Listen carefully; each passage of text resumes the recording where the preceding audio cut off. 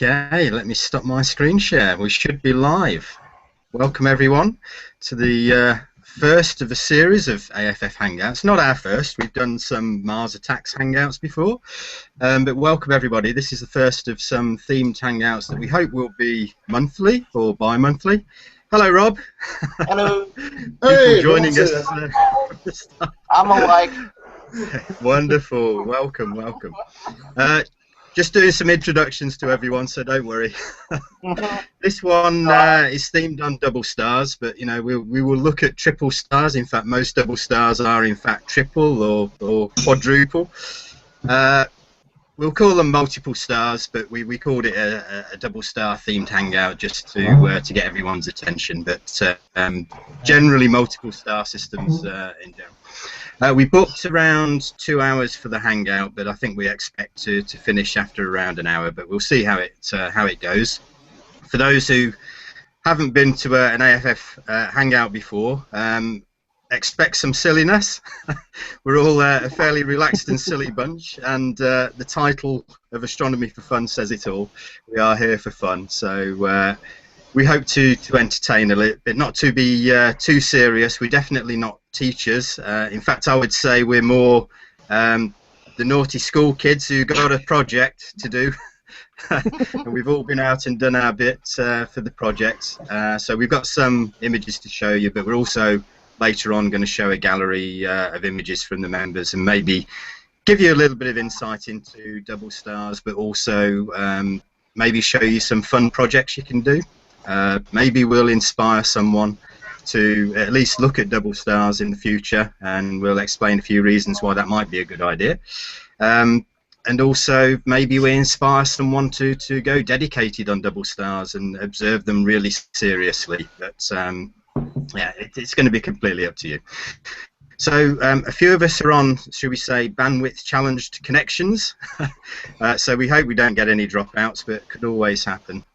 And let's just go through some introductions. So I'll go left to right on my screen just to introduce everyone. We have on the very left Craig Dawes. Hello Craig.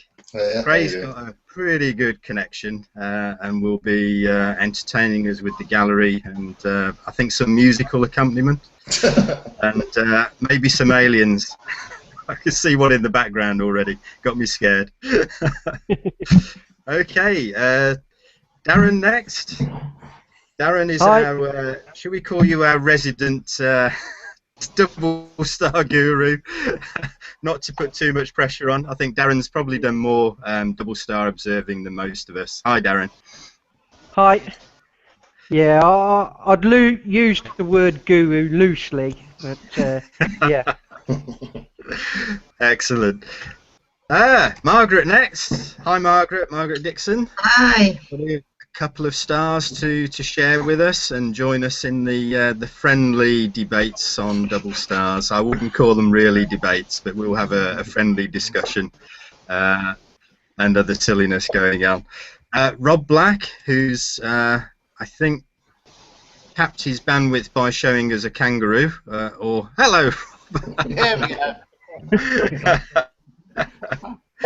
Joining us from the Australian chapter of Charlie Bates. I mean, I don't know whether our it will appear that our sun is a double star with a faint brown dwarf that nobody's found yet, but you certainly do plenty of observations of our single star, as far as we know.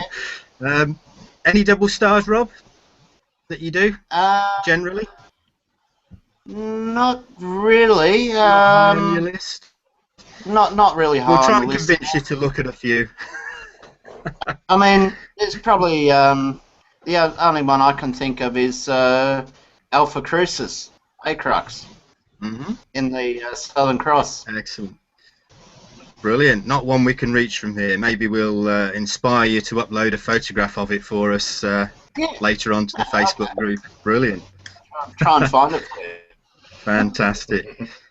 Next along we have Rick Bailey, who's just an icon at the moment. Unfortunately, Rick lives in a very poor signal area, should we say, but he still has the best internet in the village, but it's not very good. Sometimes we find him standing on a bunch of pallets trying to get a good signal for us, but it's too windy out there today for him to do that for us. Tracy Stellis, all the way from Anglesey. Hello. Hi, Tracy. Hello. And Astro Buddies. We'll have to introduce our Astro Buddies. You have to get familiar with those if you're in AFF and watching us. And then finally myself, Andrew Dumbleton, just hosting this evening. And I think this evening we'll keep it to about an hour. So we've done about 5 or 10 minutes of introductions already.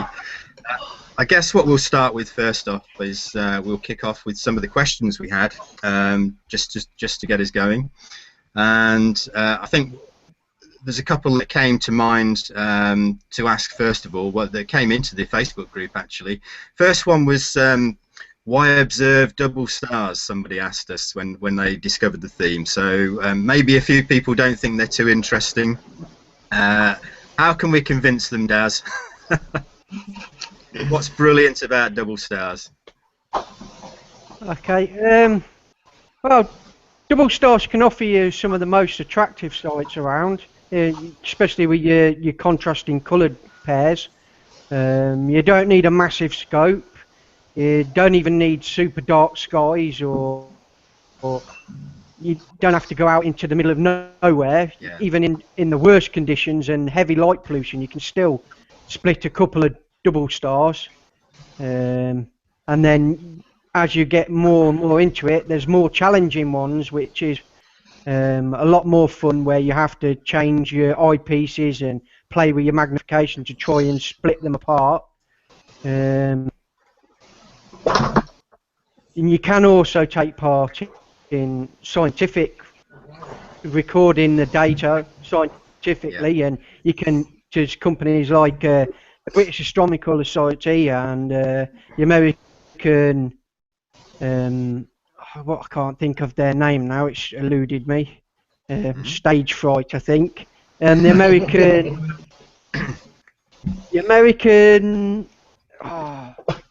variable whatever star, double star observers or variable star observers, whatever. they will record your data and they'll use it for scientific purposes. Because at one point double stars were observed professionally quite a lot, but now the emphasis has moved on to studying galaxies and the other objects in the night sky. So double stars have been sort of neglected for the last 100 years. So now you can record the data and give it back to them, and we can keep a track of these stars. Excellent. Has anyone done it, apart from Darren, has any of the team actually done quite a bit of double star observing, or was this new when we sort of introduced the theme about 3 or 4 weeks ago? If I'm honest, I knew absolutely nothing other than Albireo. That was the only double star, which, you know, it's one of the prettiest ones, obviously. But I didn't know a great deal, so I've been out there and I've taken a few. They're not the best images, but you know, hopefully I'll be able to use them to show people. So yeah, fantastic. I think it's the same for me, Craig. I haven't done a lot of double star observing. I think Albireo is probably people's favourite, as you say. Although when we had this theme, I think I quite enjoyed it because I was at the Kellingheath Star Party a few weeks back, so I chose to select a few double stars to look at. So the theme and the project, if you like, actually forced me to look at some doubles, and although I wasn't looking at them in the eyepiece, I think they're much more fun to look at in the eyepiece. But I was using an Astro video camera, which I'll show you some shots of later on. They're quite sensitive, but it was quite fun to see the various arrangements, different position angles, the different separations. So yeah, I really quite enjoyed it. And anybody else enjoy it over the past few weeks, grabbing some, or when they've done it before? I strangely enough first looked at a double star in July time, and that was inspired by Darren's love of the double stars, going on about them on the Facebook page. So images aren't the best, my project at the minute is to try and split the double epsilon, but I'm failing miserably at that at the minute. So you're not the only one. I failed miserably at it as well. but that's my ongoing project. I'm determined to do that. Yeah, it's a tough one because I think you have to get the field of view wide enough to get them both in, but when you do that, you tend to they don't resolve unless they're really you get exactly the field of view to stick them right in the corners. I've seen an image that Craig might actually have in the gallery from Grant Blair, where he's yes, given up almost trying to get them in the same field of view. He's sort of cropped them together artificially in the same field of view because he couldn't sort of fit them on together. But I think with my, I'll show you later on, I think in theory with my Astro video camera I found that if I use the Barlow I can probably get them both in just and maybe resolve them. But we'll look at the photos of those a little bit later. Mm-hmm. Okay, the next question, just before we get to some images, because I guess people want to see some images. It's probably why they turned up to have a look. I know the double stars, some of them are quite colourful. They have different position angles and separation, which Daz will probably explain a little bit later on, or someone will in the Hangouts. Not all pressure on Daz. But just to put you back in the seat, Daz, what is a double star? Okay, there's two main types of double star. The first one is your optical double star, which is two stars that look like a binary system just from our point of view on Earth, and in the way they are in our line of sight, but they don't actually share a gravitational bond to each other, and they don't orbit the same center of gravity. And then you have your true binary or multiple systems, which do share an orbit around each other, and they also share a gravitational bond to each other.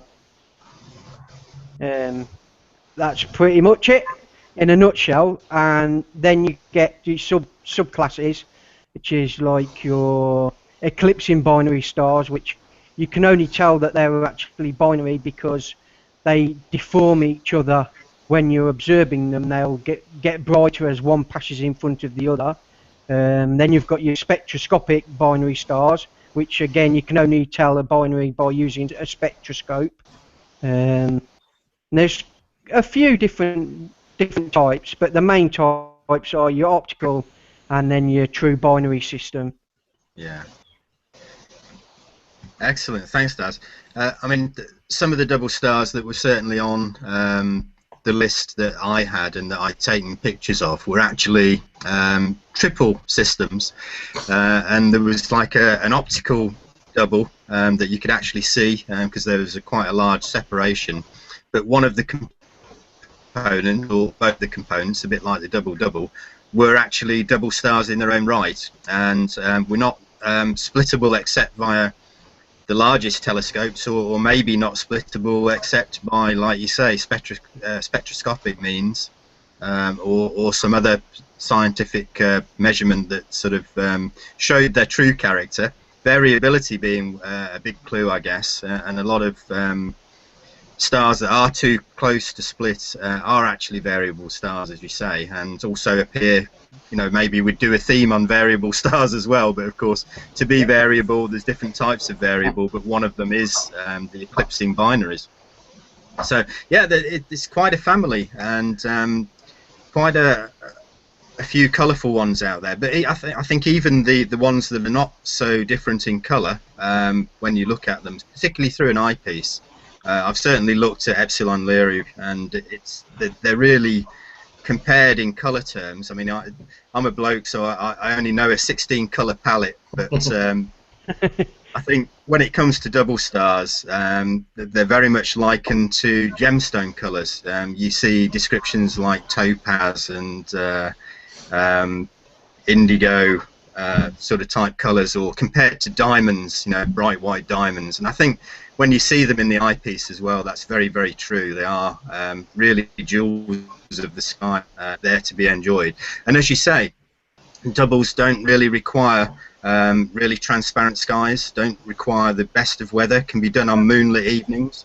So, you know, when everybody's complaining, all the deep sky observers complaining about the moon being too bright and out there, they can't see their galaxies. Well, there's a whole family of double stars that could keep them busy. And hopefully some watching the broadcast will get inspired to go and do a bit of that, because I really enjoyed it. It was sort of a divergence from what I would normally go out to target, and I think I'll continue doing it as well. So Darren, thanks, you've inspired us all. Thank you, guys. Okay, I guess we better show some images. So I think I had first on the list Craig to show us one of yours, if you could. Okie dokie. Can you see that? Is that on the screen? Yeah. Right. Yeah, I've got the screen share. Okay, great. Well, obviously this is 61 Cygnus, which is in the Cygnus constellation, or the Swan. I don't know if you can see my mouse, but obviously Yeah, I can see that. Yeah, down this bottom end here will obviously be Albireo. So this is the centre of the actual constellation here. So that's the location of it there. Any star map or your apps will be able to find it fairly easily. And if I move along, let me just move back a second. That's my actual image of it. It's not the best image. I'm not used to double stars. So I think this was ISO 400 at 60 seconds. If I'm honest, I could have probably actually dropped that down. I could have probably halved it and still got an image. So it's a little bit blobby on the actual stars itself, because they're quite bright. What do we know about really nice. What I like about that is you've got the wider field of view, longer exposure, so that shows some of the background stars. Yeah, exactly. I think a lot of the doubles I took were probably a smaller field of view, and I don't think there were many background stars, but I didn't expose long enough to get the background stars. That's really nice. Yeah, cool. Well, this is obviously a little blown-up version of it, up this top right-hand corner.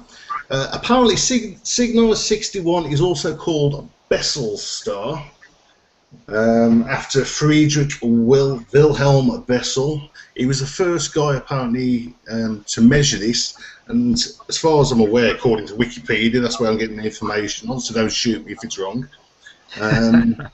It was the first star actually to be measured other than our own star, so it was quite an important star. It's a pair of K-type, which are orange main sequence dwarf stars, and the orbit between the two stars is about 659 years. Now, Friedrich Wilhelm Bessel, when he actually measured it in the early 1800s, I think he measured it about 10.3 light years away. But obviously, with modern day technology, we now know it's about 11.4. But you know, when you consider the 1830s, with the instruments he was using, I think that's pretty impressive that he got within that ratio. Yeah. The reason a lot of people like it is it's proper motion. Don't ask me about proper motion. I have absolutely no idea. I'm not an astrophysicist.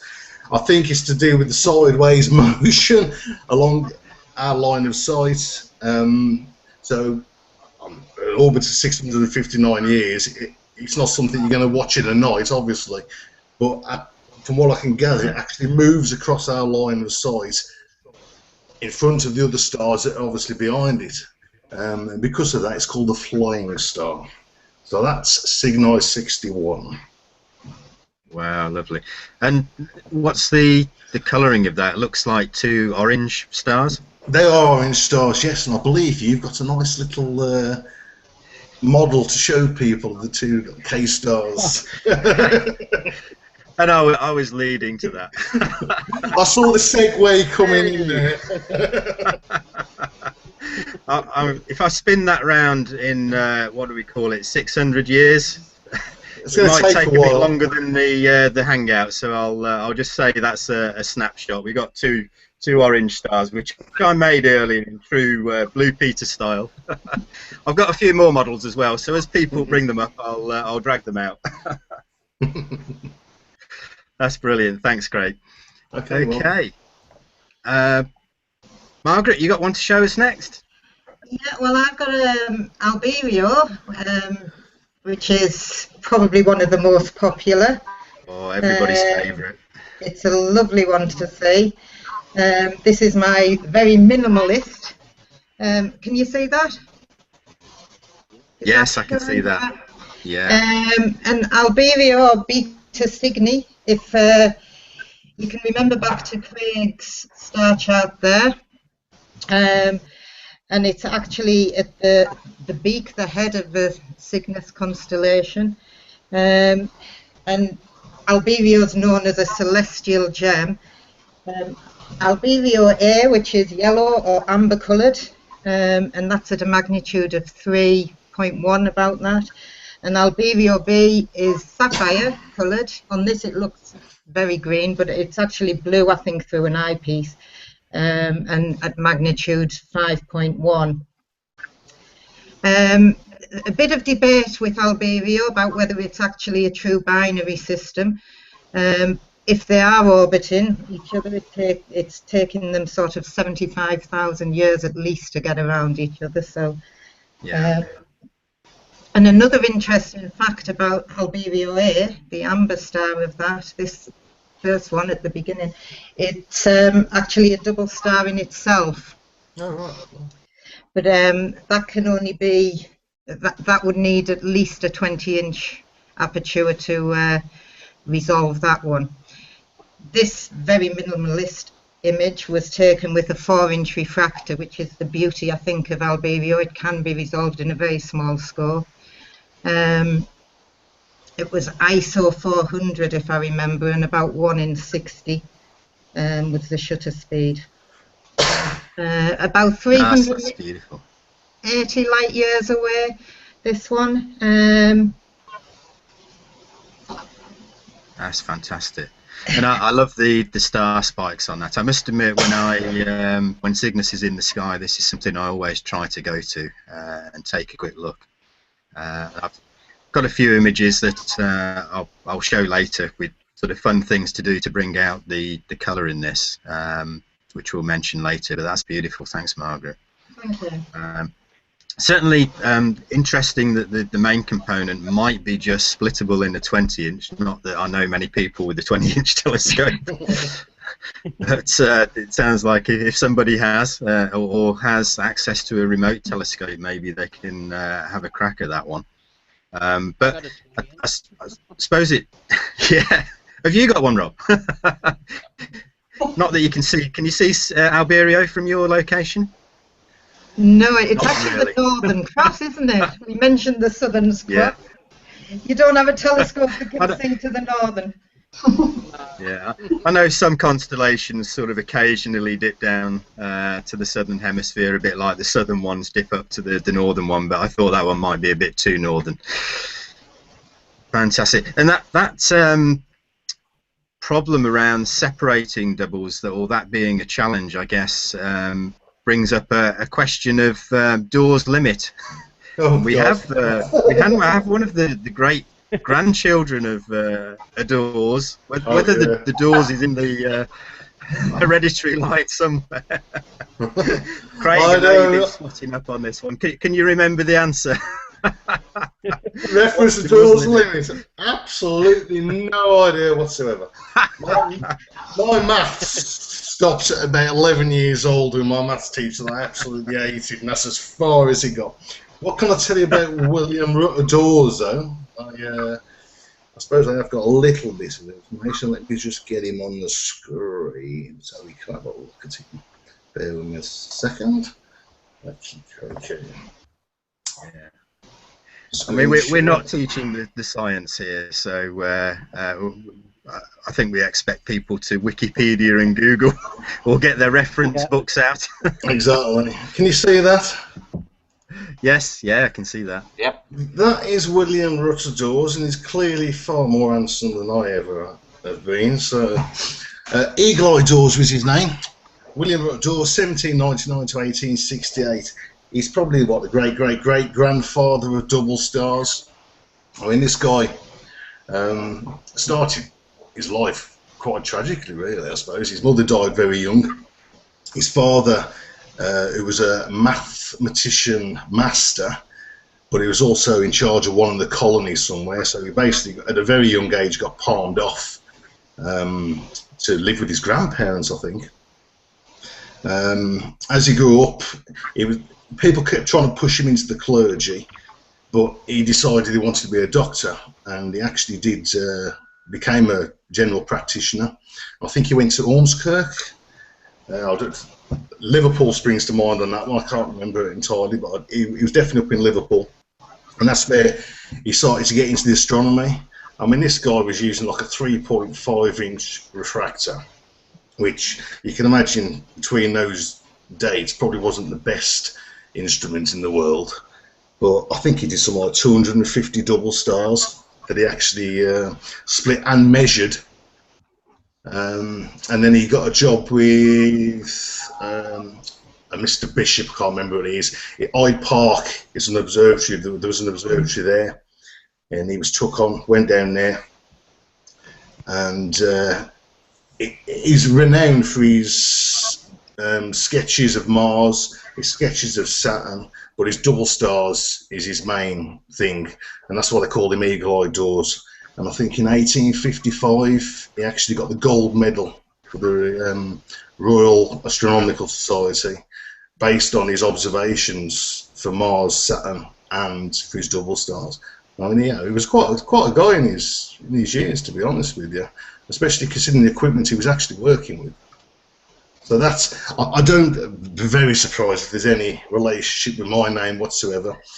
But I have actually claimed his crater on the moon as my own. He's been dead a long time, so he don't need it anymore. So it's now my crater on the moon. He can have the one he was given on Mars. That can be his, and I'll have the moon one. Excellent. Cheers, Craig. But, I guess he's the guy we have to blame for challenging our telescopes with the great formula for what resolution we can achieve to split double stars. Wonderful. Exactly. Wonderful. You can certainly see the family resemblance there, though, Andrew, can't you? Oh, yeah. The nose two is incredibly handsome. The big hooter. That's That's it. If we wasn't live on YouTube, Rob, I'd answer that.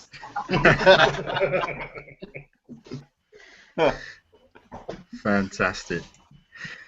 Another quick question to you, Darren. Are you with us? Yep, go. Wonderful. How can you tell us a little bit about maybe how double stars form? Yep. There's a couple of theories that are around, and they're not 100% sure on which one is the correct theory. But the first one is cloud fragmentation.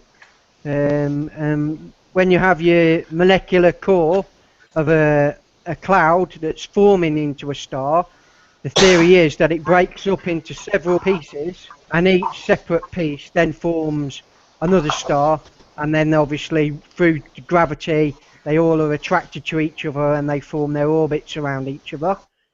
The other theory is disk fragmentation, where a star and a disk is formed, and the disk eventually forms into a second companion star. Oh, I think we lost him. Did he vanish? He's gone. Quick, search party. Oh, brilliant. Yeah. Okay. Totally live here, folks. We did say we might have one or two bandwidth issues. There we go. There's the first one. I'm sure he'll be rejoining as we go. Okay. So, while we're on, actually, let's move to some more images then. Tracy, I see you've got something up on your screen. Yeah, so this is the double that I had a look at. This is Peter Cassiopeia. And if you can see the screen? Yes, yeah, I can see that. Yeah. Yep. Okay. I've just got the location, so it's showing between Shidar and Gamma Cassiopeia. It's just sitting below the O there. But I can make these star charts available afterwards if anyone's interested in going to have a look for this after, and I'll put it into the Facebook documents page. So Eta Cassiopeia, it is a true binary system, so there are two stars which are both gravitationally interacting. They have a period of around 480 years. Now, what's quite interesting about the primary star is that it is almost identical to our own Sun. It has it's a main sequence star, and it has a radius just greater than our own Sun, but it slightly top trumps our star in that it's about 1.3 times more luminous. It's located 19 light years away, so if we were looking at our own Sun from 19 light years away, this gives an indication of what we would look like, so to speak. Wow. Sorry. Now, due to its relative proximity and similarity to our own Sun, the star has been, of course, it's of intense interest among astronomers. So it became one of the top 100 targets for NASA in their search for exoplanets.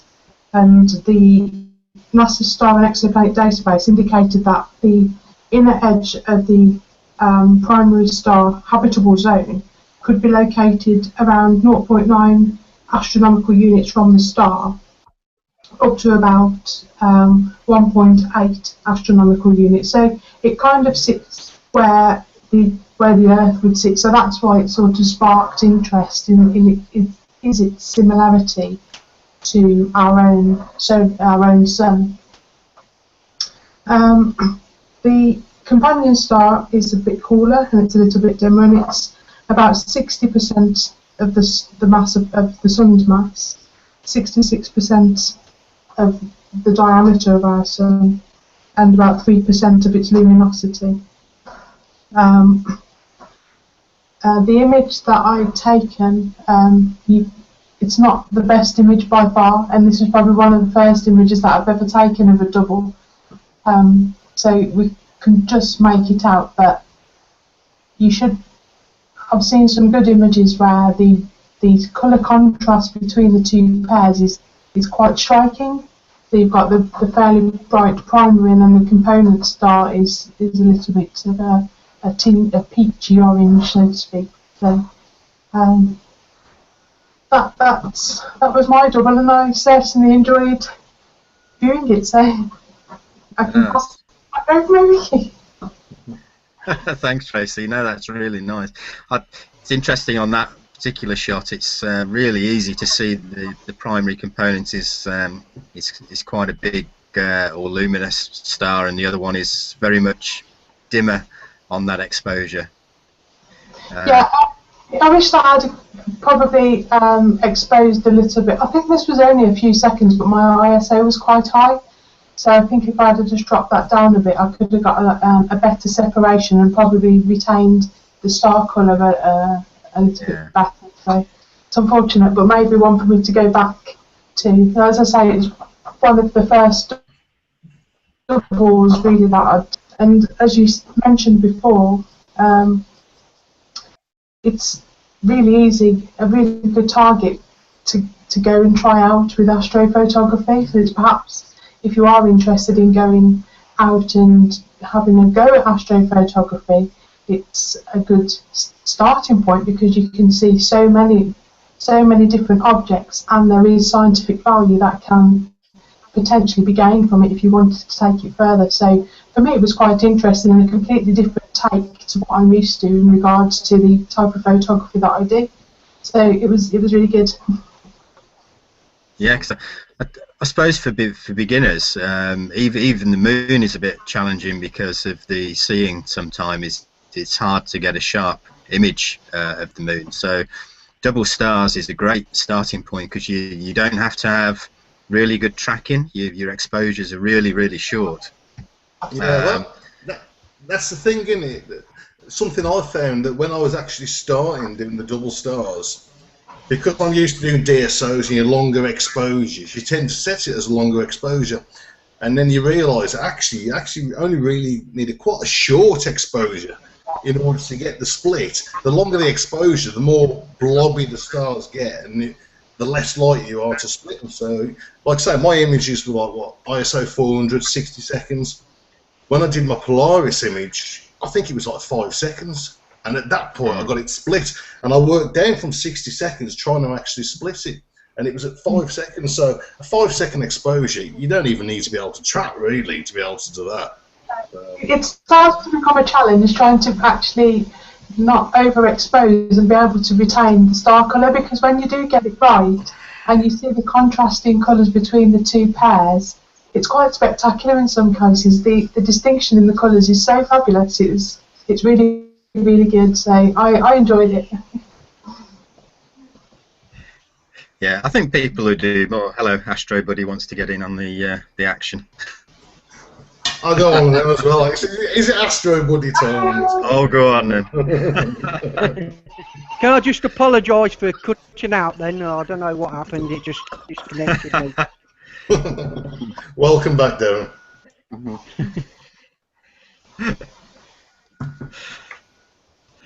Fantastic. It's all right, we'll forgive you, Darren. Do you remember where you got to in your explanation of double stars? Yeah, just about.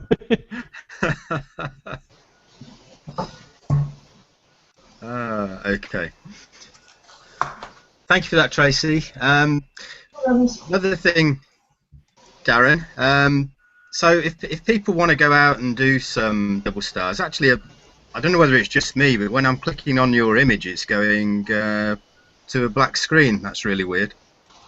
Yeah, I can see you in the Hangout. How strange.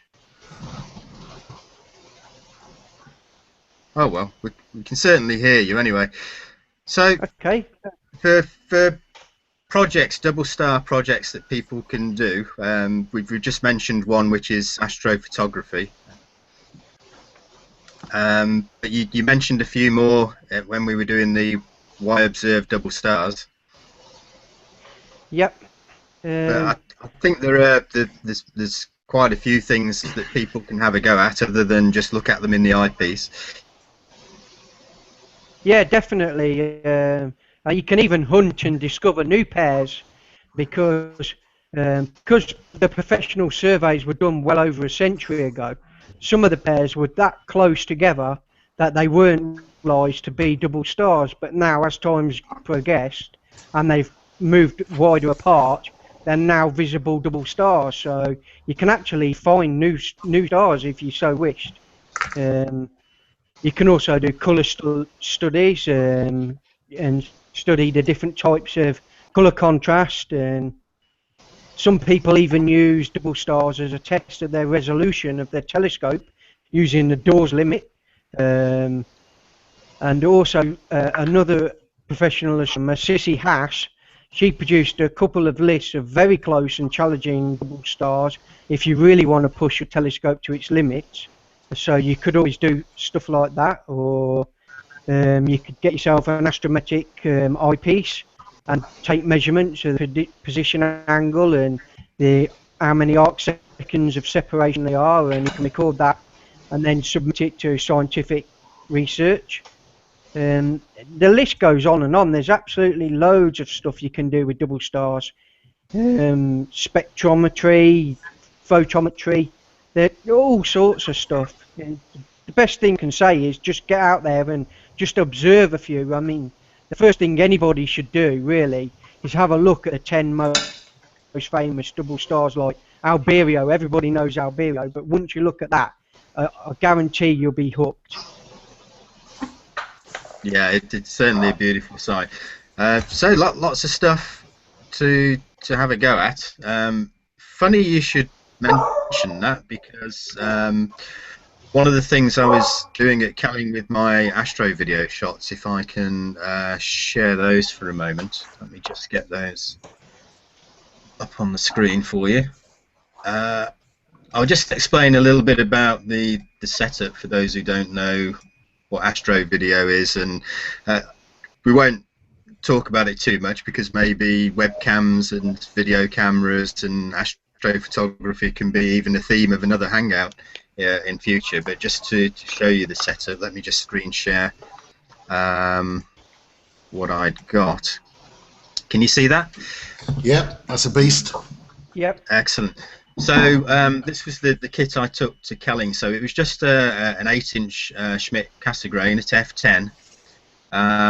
And what is essentially a heavily modified security camera, low light security camera on the back. There's quite a few on the market that you can get. Some are say modified to such an extent that they can go for very long exposures. Others are shorter, but they also vary in sensitivity. But as we've already said, you don't need a very sensitive camera to do anything with double stars. So I thought, as I had this astro video camera with me anyway at Kelling, I'd sort of target some double stars given the theme of our Hangout. One thing I did do was use a program called AstroAid on the iPad, which is great because you can sort of set up your telescope and the eyepiece or camera that you're using, and it gives you the field of view that you're looking at, as well as the focal length and the F ratio of your telescope. But it gives you an idea of sort of the boundaries of the image that you're going to take. So that's one of the things I did, just so that when I booted up Sky Safari on the iPad, you'll notice on Sky Safari you can enable this field of view in the top right-hand corner, and you can sort of pinch the screen until you get the correct field of view for the camera combination and telescope combination that you're using. So I set this to this 11 by 8 minutes, just to give me, through the snapshots I'm taking, what I would expect to see. So this was 17 Cygni, which I'm not sure whether Tracy, did you have a picture of this? Yeah. Okay. I'll just screen share. Yeah, sure. Just before, because astro video cameras are not the highest resolution shots or cameras, so but my shots were pretty low resolution, although they show the doubles. They're also not, because they're so sensitive, you get the star colors blown out very quickly, so they were very short exposures. But if you've got something to screen share where you've got a nice yeah, let me just try and DSLR picture, or yeah, it's digital SLR. Let's...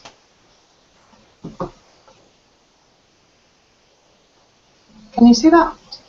yeah. Got it. There we are, so that's 17 Cygni. Okay, so again a brighter component and a slightly dimmer component. Yeah, you can make out the star colour on this one a little bit better. The component star being that little slight redder tinge. Fantastic. Now this was actually a double star that I didn't find a great deal of information on. I found the sort of basic specifications, if you like, but nobody gave a poetic description of it that I could see. Yeah, so I couldn't find much. Sorry, Trace, you broke up there. Sorry, I was just saying. Yeah, I struggled as well. I couldn't find a lot of information about it. Yeah. Seems to be one that's quite overlooked given its position in the sky, and it's surrounded by lots of other little gems as well in Cygnus. So. There you go. There's another project on one to write poetic descriptions around 17 Sig, describing how it looks. So I don't know whether I can zoom in on this shot a little bit just to show. Yeah, so it's showing us a sort of yellowish, almost whitish component and a more yellowy one. As I say, the astro video camera sometimes gets the wrong or blows out the colours, but also I was altering the saturation, so the colours I get might not be perfect either. But this is the one I got, which is definitely a sort of yellowish one and a dimmer one. Let me zoom in on that a bit. It's to say it's low resolution, so it will get pixelated fairly quickly. But that was the 17 sig that I took. Actually, not too bad. A bit noisy, but not too bad. So that's the sort of shot you can even get with just a video camera. This was another one which was 61 sig, which Craig has already introduced to us. So this was my view through the video camera, and this is where the saturation is probably a little heavy. I know Craig said this one was 2 orange stars, but I think I probably made them a bit too orange. But you can definitely see, very easy to capture. I think this was, because these cameras are so sensitive, that was actually 40 milliseconds to capture that double, so it doesn't take very long at all anymore. I'd probably have saturated that out. These were all the ones I took at Kelling, so this was the next one I was going to have a look at, which was 95 Herculoris, or Hercules. So this one's a bit closer, as you'll see, another sort of whitish and goldish component one. And that's, again, because I'd got the saturation up very high, or higher, should I say, I got a bit more of a redder one. Now this one actually, I think is been described as a cherry red and a green. I think you only get green stars when you contrast them with other stars of a different colour. I don't think you actually get any green stars, but you can see that there is actually a slight bit of green tinge there. I can see green tinge in the top one, yeah, definitely. Yeah, I think it's owned a little bit by that, but it's, I mean, it's got there and it's got the correct sort of separation, so it really shows you can actually capture what the star charts are actually showing you here. In fact, let me just pull away from the screen share a sec. I'll just show you the model I've got of that one. There we go. I think someone described this one as cherry red and apple green, so that's what I've done. I'm sure that's very scientific. I can use that. I think I got Alberio as well, Margaret. I'm sorry, I didn't show that one then. I'll show it in a minute. So that was 95 Hercules. So the thing about double stars is there's so many of them. You're never short of something to look at, I think, in the sky. When you're looking for double stars, there's always something up there that you can focus on. So this one, you can see this one is 100. Again, looks like sort of very whitish, or maybe one slightly tinged yellow. So my shot of that, again, because the saturation was up, was not quite there, but I see a slightly yellowish one and a more orangey looking one. So I think it might be interesting for people with just sort of 25 to 50 pound webcams to have a go at this as well, to see if they can pick up some of the brighter double stars at least. But certainly these low light security cameras pick them up quite well. Also, you can get some software. So some of the projects that Darren was just saying about astrometric measurements and photometric measurements, you can get reticule eyepieces, but also because these video cameras feed into some software on the computer, you can get software that overlays reticules, and maybe you can get this for DSLR type feeds as well. A lot of the DSLRs are video feeds as well, with the live camera views, so there's no reason why we can't do this and use the reticules off the actual computer rather than having to invest in an eyepiece reticule. But you can get eyepiece reticules as well, and of course then you can do all sorts of measurements if you calibrate this properly on position angles and the separation. I'll do a small example of the separation, just a very crude example, should we say, but that's the sort of thing you can get to overlay on it with graduations and angles. Our favourite, so this is the Sky Safari view of Alberio. Again, if I zoom in on this one, Sky Safari is actually quite good on showing you the colours as well as the separation. So it gives us this sort of really goldy one and the blue sapphire one that Margaret was showing, without the star spikes, I'm afraid. I don't know whether that's. I don't think you can switch that on in Sky Safari. But this was my. Sorry, I was just going to say the Sky Safari. I mean, I've got it on my iPad. I believe the Sky Safari Pro, you can actually control the telescope as well. Yes, yeah, I must admit I do that. I've got the Wi-Fi adapter and the hard lead that goes with it. So even wireless control of the telescope it enables, and it's pretty good.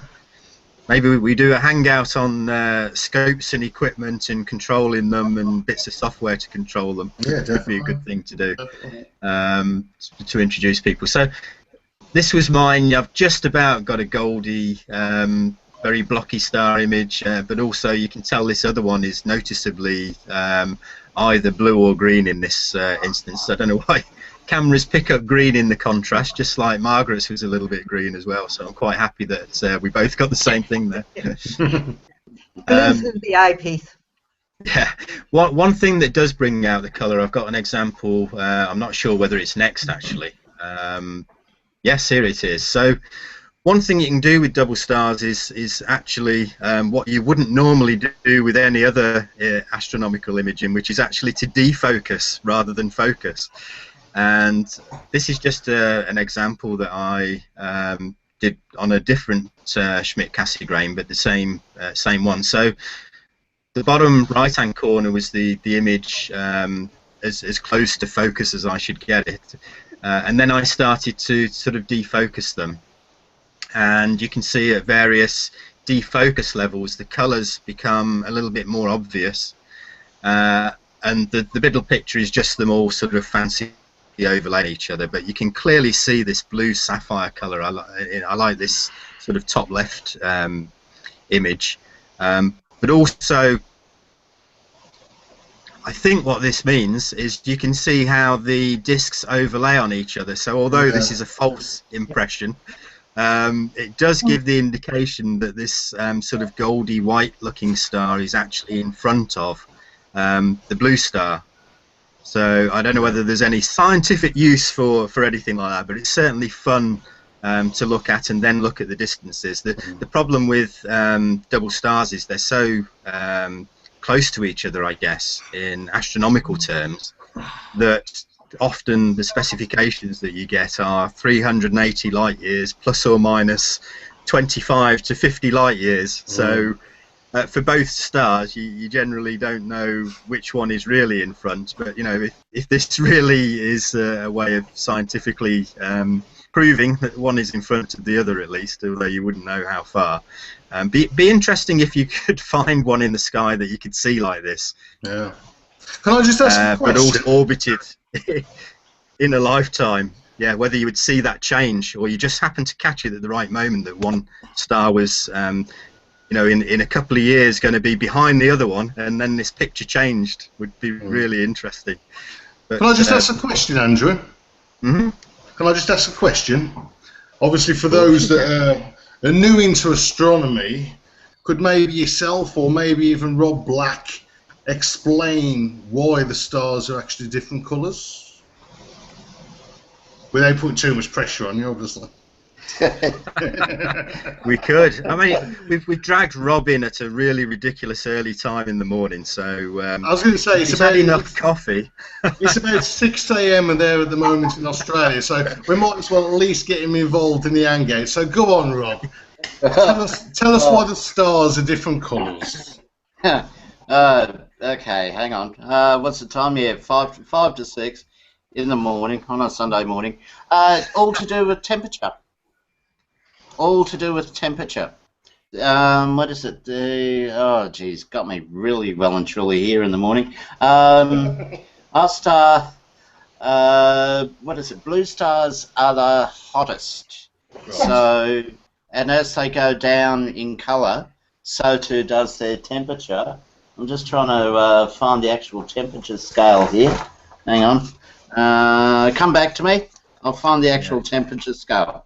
Okay, cool. I mean, from the specifications I saw of some of the double stars, the bluer ones tended to be up in the sort of 11, 12, 13,000 K or Kelvin, and the cooler ones, maybe our sun is it 5 or 6,000 Kelvin, and then the redder ones are even cooler still, sort of 4,000, 3,000 Kelvin.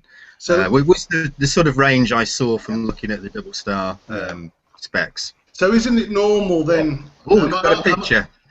Am I right? I've got the thing there. Okay, I'm going to say, am I right in thinking then that the blue stars tend to be the younger stars, and the red stars, i.e., the red giants, tend to be the older stars?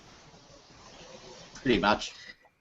Yeah, it's. I think there are some smaller blue ones, but generally, I think the higher luminosity are the ones that are losing energy the fastest. So, I suppose they don't have to be.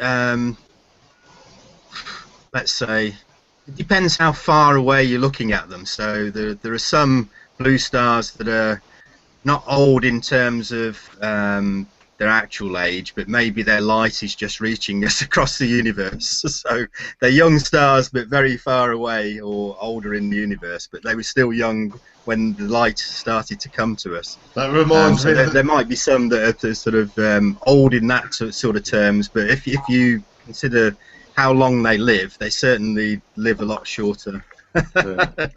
Sending Rob to sleep here. I was just trying to stay awake, mate. Yeah. Get yourself another coffee, Rob. Yeah, we'll have a coffee-coloured star if there is one. I've got coffee. I didn't say that, but I've just screen shared very quickly. Here we go. Very quick Google search. And you can see there the different temperature in kelvins and what that turns out to be a conventional colour. So, yeah, the hotter stars are bluer. Yep, right down to red. Yep. Which is quite contrary to what people would think, really. People generally think of blue as cold and red as hot. Exactly. It's actually the other way around. Well, we all know Betelgeuse is a prime example, isn't it? It's a red giant. And that's an old star. I mean, I would love to be alive when that thing actually goes bang. Would be an amazing sight, because we're not too close, so we should be safe from that as well. Yeah, I think there's a few people regularly watching that.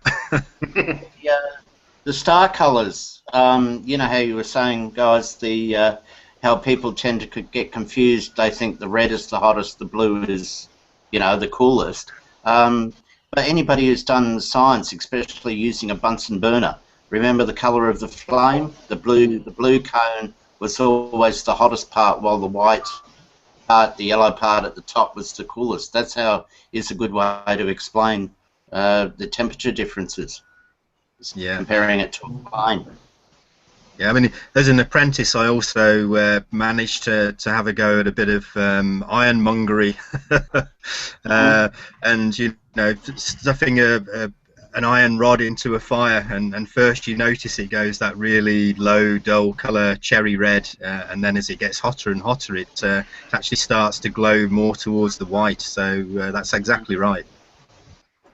Yeah, that's cool. Okay, so defocusing double stars can be fun. But don't tell Matt that, because he'll have a fit. I can actually see him in the Q&A at the side. He's saying hello and posting a few other things. So Matt's definitely there and alive. Hello, Matt. Yeah, another thing is double stars are actually bright enough to see, just like some of the planets are, to catch in the sort of twilight hours. So this was while I was on a virtual star party, actually. We started with Alberio showing in a nice dark background, and as the virtual star party takes place in US or Pacific time, I only managed to do it like Rob, getting up very early in the morning to attend these, and it was actually coming towards dawn, and you can still see as I had the camera trained on it, Alberio was still visible as daylight was coming up. So that's another good reason to observe double stars. It can be done when it's not quite dark, as long as you've got the telescope pointed in the right direction. Brilliant. Okay. Okay, this one was Delta 1 Lyrae. This is, as you can see, quite a widely separated one. But again, quite fun to test your field of view. And this is the favourite one for testing the field of view. This is the double-double. No, don't talk to me about the double-double. Well, this is what my video camera field of view showed, and it wasn't, if I zoom in on this, you can see it was telling me that I couldn't really separate these. Given this field of view, there was still sort of going to be egg-shaped stars. When I actually took the photo, I'll show you that in a minute. But if I'd have put the Barlow on this, you can see what it's telling me is that I could maybe have separated this with a 2x Barlow. Okay. So maybe I'll try that next time and see if I get this picture. What I actually got was this one, which you can see quite well matches the Sky Safari version. If I zoom in on this, the stars look horrible, but you can actually see unresolved. There are 2 stars there. I don't know how much I can zoom this in, but there's definitely 2 pixel focus areas there. So it matched really well. I was quite pleased that it matched really well, and you can see also the different position angles. So this one is almost horizontal, and this one's almost vertical. So they definitely can tell you've got the right pair of double stars. This is where I'll just do a quick experiment, if you like. We were talking about this graduation scale. So while I had this one up, I noticed that this was a nice 30 graduations. So I quickly did a very rough calculation that 30 divided by just to calibrate the scale, the 208 separation that I got off Sky Safari iPad app gave me about 6.9 arc seconds per graduation here. So if I jump now to where I actually used that method, which I think was Shellac. Let me share that one.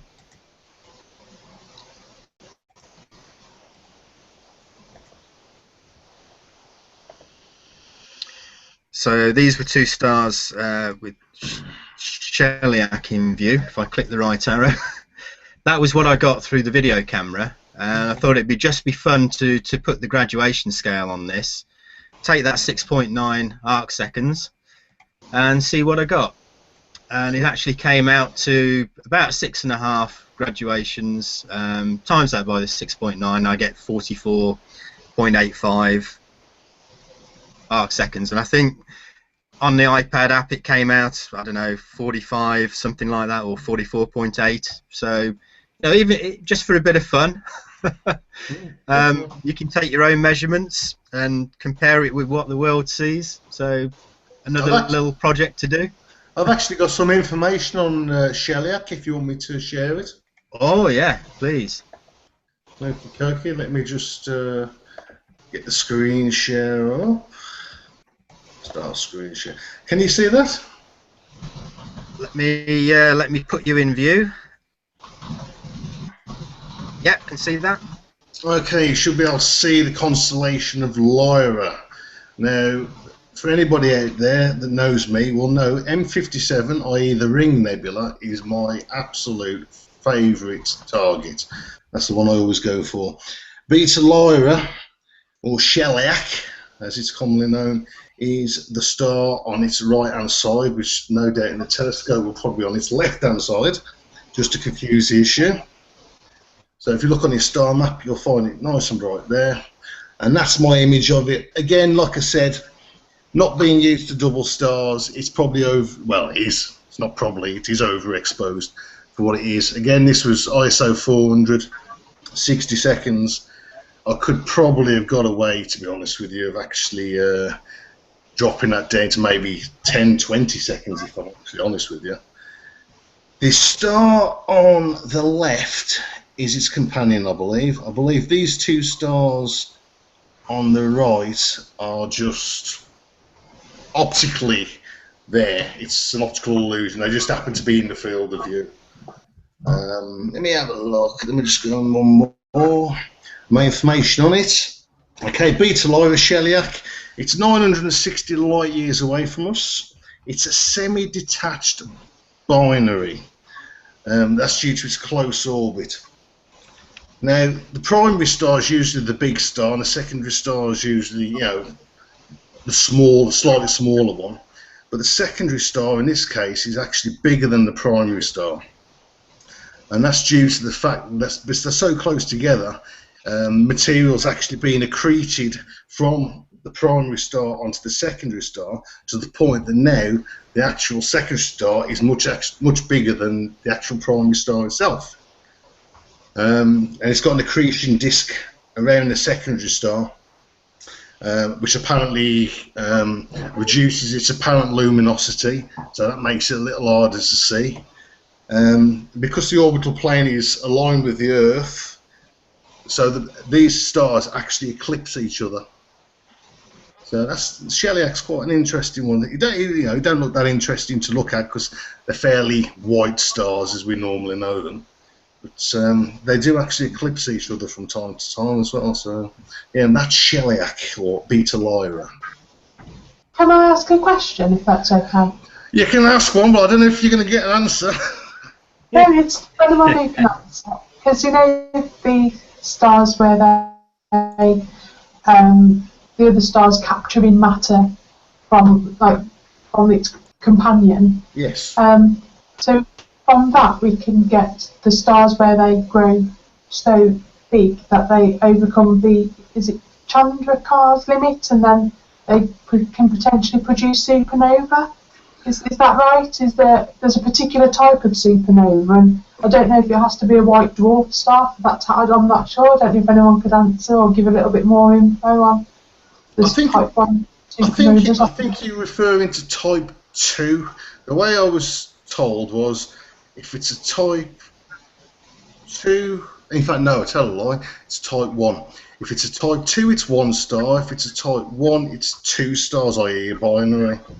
And the 1 star accretes material to the other star, and obviously when the mass and the density gets to a certain point, it can actually go nova. And it can go nova several times. Yep.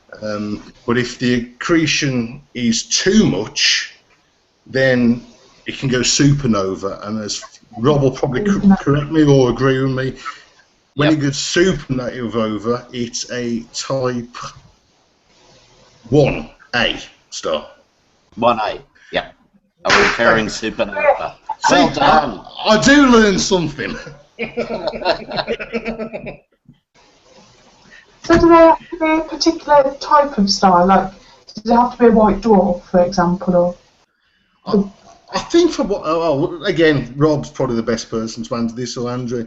I think white dwarf is the common, but Sheliak itself, like I say, I mean, the fact that it's accreted enough material off its primary star to actually dwarf its primary star, maybe not.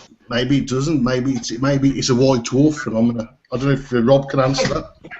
it just goes past that limit where it can't sustain itself, and then. Can I just put it?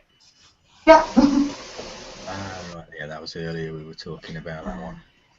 Yeah, I think the most common pair that form a supernova are a red giant and a white dwarf, and the white dwarf actually draws from the accretion disk of the red giant. We've been chatting. I said to him to get together. Hold on, Andrew. We can actually hear you online. I don't know if it's. I've lost it now. Carry on, Darren. You distracted there. The boss was in the room. I'm all equipped. I've even remembered the Alberio model for Margaret. Yay! Thank you. Sorry. Carry on, Darren. What was you saying? Sorry. Yeah, I think the most common one for a Type 1 supernova is a red giant and a white dwarf, and it's actually the the white dwarf pulling the mass off the red giant. Got ya. And another type of event that can be caused by a binary star is when you have two neutron stars and they collide with each other because their orbits are so close, and that forms a gamma ray burst, which is the most deadliest thing that we know so far in universe. Oh, we've just lost Daz. Again. It just gets interesting when he gets cut off. Well, actually, while Daz is jumping back in, we're being listened to in Kosovo as well. Oh, wow. Hello, Kosovo. A bit late in joining. Pranvera, I've just she sent me a message via Facebook because I was talking to her about 4 a.m. this morning. That's why I'm still a bit tired. So she asked the question, if two stars will be very near to each other, and if they are the same size, what temperature will it be between them? You know, will there be a temperature change in the space between them, or will it have any effect or anything like that? That's a pretty good question, I thought. It's a damn good question. I don't know if I know the answer, though. What I could do, though, is point you to a piece of software that might be able to answer that question. Bear with me a second. Yeah. I've got a piece of software that I downloaded, it's free to download, that's called Starlight Pro. And let me just get it on the screen shots. Can you see that? Hang on. Have we got that? Eclipsing, Eclipsing binary stars. It's free to download, and there, down this bottom left-hand corner, there are absolutely loads of different stars that you can actually pick. And obviously you've got your temperatures above on the two different stars. And you can see how these, obviously, that one there is actually, why I'm pointing at the screen, I don't know, because you can't see me pointing at the screen. Let me use my mouse. You can see how the stars here are actually almost joined together. So I'm assuming by that the actual smaller star is actually accreting material off the larger star. So I guess it depends on how close they are together, to be honest with you, what effect they'll actually have on each other. Especially with the temperature between the two stars. Exactly, yeah. I mean, if the temperature's even, I'm assuming it wouldn't have a great deal of effect. I'm guessing, you know, obviously a blue or a younger, higher temperature star will probably accrete more material off an older star. So I don't know the answer to that question.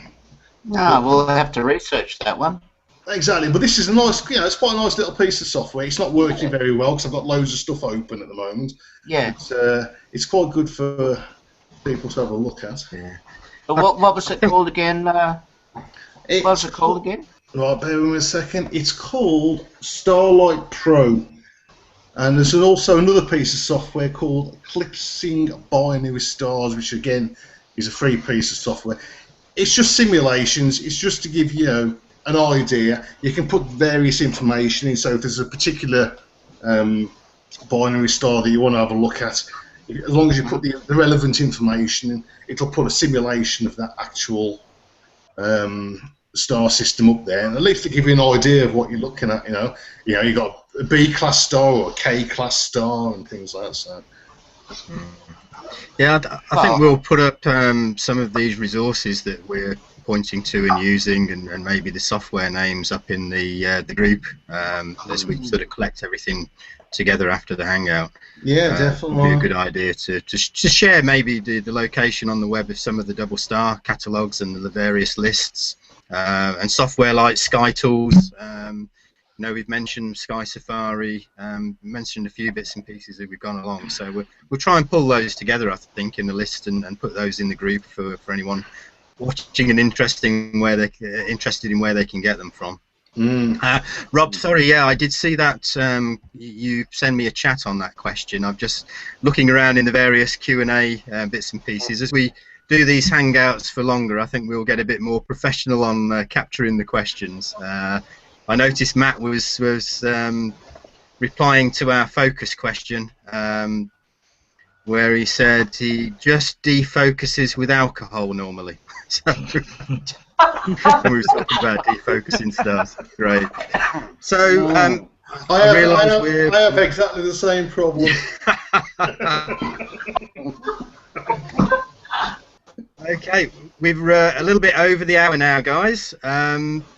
So I think it'd be a shame if we left without seeing some of the gallery photos, Craig. I don't know whether we can do a short session on that. Give me a second just to upload that, so talk amongst yourselves. Well, while you're doing that, Daz, you can see I'm equipped with my double star telescope here. Oh yeah, that's an excellent refractor. What would be a good scope for people to use, do you think, for double stars? Pretty much any scope, really. There's no specific type of scope that you should use for double stars. I mean, traditionally they were long focus length refractors, but nowadays you've got your cats and your macs and your newts. So any even binoculars, you can use binoculars to split double stars. That's the beauty. One of the beauties of double stars is that you don't need any specific equipment to actually have a crack at some of them.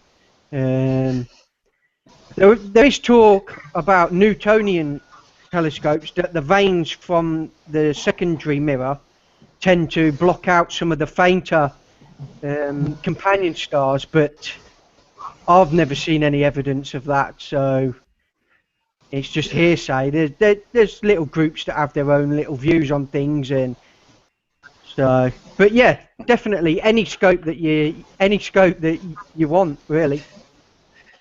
Fantastic. We apologise, Darren, for Craig, throwing the alien at you. You can take Craig anywhere. You've got to expect this stuff. At least my internet didn't cut me off halfway through my sentence this time. No. That was a shorter explanation. Yeah. You managed to squeeze it in. Yeah. Can I just say to Rob, did you notice my product placement up here with the Charlie Bates? Very, very prominently placed there. Perfect, mate. That was just for Mr. Ramsden himself, if he's watching. A good man. Oh, I'm sure he. Well, I'll send him the as you refill your beverage there. I'll send him this. I'll send him the video. I don't think he's watching at the moment. I think he's gone. I think he's doing a solar camp at a park or something somewhere for a couple of days over the weekend. So yeah, it should be interesting for him. I think it is worth saying while we're actually here, for anybody that's into solar, that's into teaching kids about science, Charlie Bates Solar Astronomy Project. I think it's solaractivity.org. He's doing a fundraiser. Solarastronomy.org. Solarastronomy.org, that's stand corrected. Yep. He's doing a fundraiser at the moment because obviously it costs a lot of money to teach all these kids and go all around the country, all around the world to send the glasses, the little spectroscopes and all that. It costs an awful lot of money. He's retired now. He hasn't got that money. So if anybody does want to donate, even if you only donate $1, you're helping kids all over the world. So that's my little bit of advertisement for the Charlie Bates Solar Astronomy Project. Basically, last year it was 250,000 children, students, educated in solar astronomy through 17 countries. Fantastic. And a few Astro buddies making the pictures there again. And a nice hat, Tracy. Lovely hat there. Very nice hat. Thank you very much. Yes. What is it, Tracy? It's a Welsh red dragon. Oh, right. I bet when you went to the doctor and the doctor asked, he said, how come you got that ugly growth, and the dragon turned around and said, "Oh, it started with a wart on the bum." Yeah. Right, I am ready to do Hey, some gallery photographs. Hey. Hey. Let me start off. Let me just get my music ready, because anybody who was around in the 70s, early 80s, should know if it works. Bear with me. all of us. That's Alberia. Oh, God. I've got issues here. Bear with me a second. Let me just get back. I think I'm killing my own feed. Oh, don't do that. Where are we? There we go. Anybody in England that watched Take Art that was born in the 60s or 70s will know exactly what music that is. That's from the gallery. First of all, we have Gareth Harding's image of Alberio. That's a lovely image there.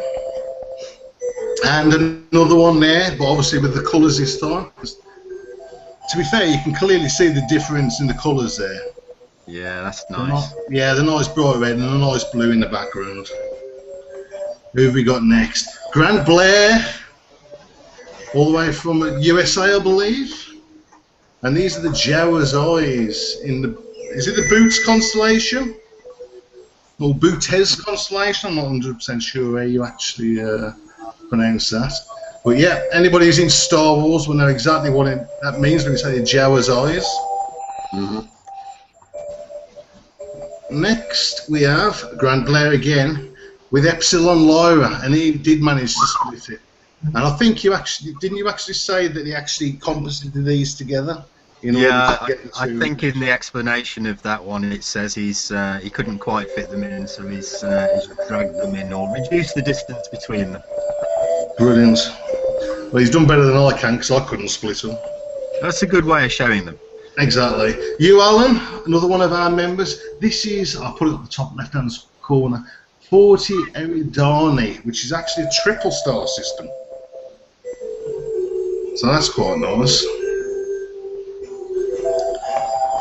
And then you, Alan, again, is a little collection of all his double stars.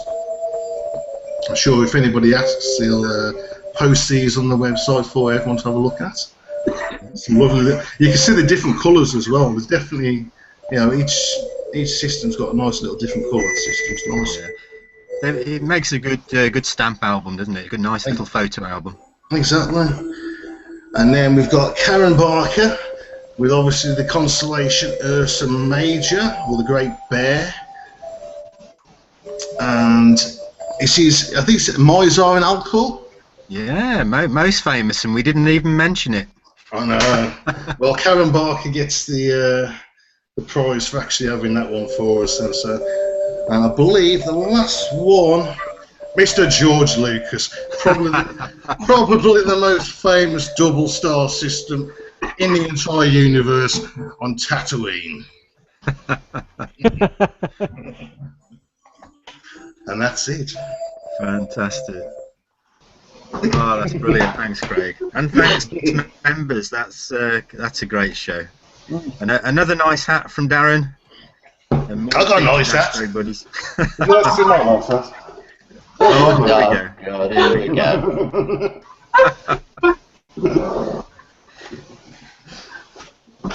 Okay, I think we are about the time for wrapping up.